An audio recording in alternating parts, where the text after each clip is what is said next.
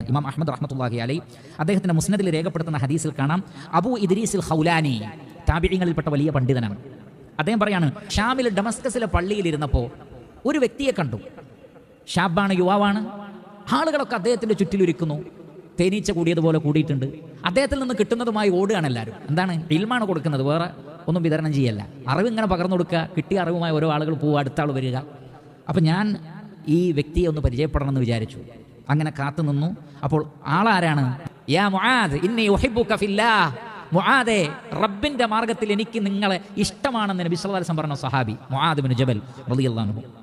അങ്ങനെ ഞാൻ അദ്ദേഹത്തിൻ്റെ അടുത്ത് പോയിരുന്നു. ആളെ മനസ്സിലായി. ഫസല്ലംതു അലൈഹി, സലാം പറഞ്ഞിട്ട് പറഞ്ഞു, വല്ലാഹി അല്ലാഹുവാണേ, ഇന്നി ല ഉഹിബ്ബുക ലില്ലാഹ്, റബ്ബിന് വേണ്ടി ഞാൻ നിങ്ങളെ സ്നേഹിക്കുന്നു. നോക്കൂ, ലില്ല, പടച്ച റബ്ബിന് വേണ്ടി ഞാൻ നിങ്ങളെ സ്നേഹിക്കുന്നു. വേറൊരു ബന്ധവും നമ്മൾ തമ്മിലില്ല.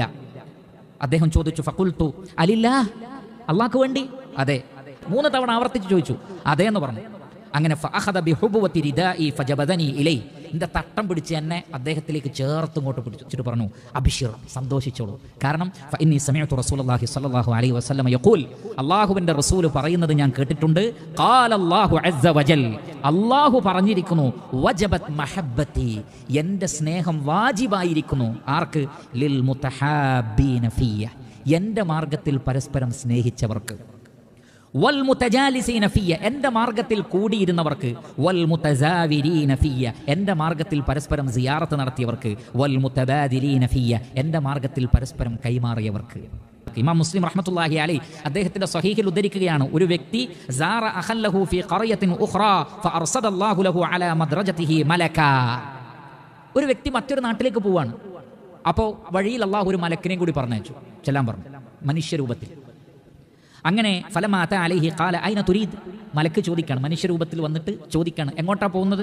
ഇദ്ദേഹം പറഞ്ഞു, ഉരീദു അഖല്ലി ഫീ ഹാദിഹിൽ ഖറിയ, ആ നാട്ടിൽ എൻ്റെ ഒരു സഹോദരനുണ്ട്, അവിടേക്ക് പോവാണ്. ഹല്ലക അലൈഹി മിൻ നിഅമത്തിൻ തറുബുഹ, എന്തെങ്കിലും ഉപകാരം കിട്ടാൻ വേണ്ടിയോ അതല്ലെങ്കിൽ എന്തെങ്കിലും ലഭിക്കാണ്ടോ, ഭൗതികമായ എന്തെങ്കിലും ഉദ്ദേശമുണ്ടോ? അദ്ദേഹം പറഞ്ഞു, ഒന്നുമില്ല, ലാ ഗൈർ ഇന്നി അഹബബ്തുഹു ഫില്ലാഹ്, റബ്ബിൻ്റെ മാർഗത്തിൽ എനിക്ക് ഇഷ്ടമാണ് അയാളെ, അതുകൊണ്ട് കാണാൻ പോവാണ്, വേറെ ഞങ്ങൾ തമ്മിൽ യാതൊരു സംഭവങ്ങളുമില്ല.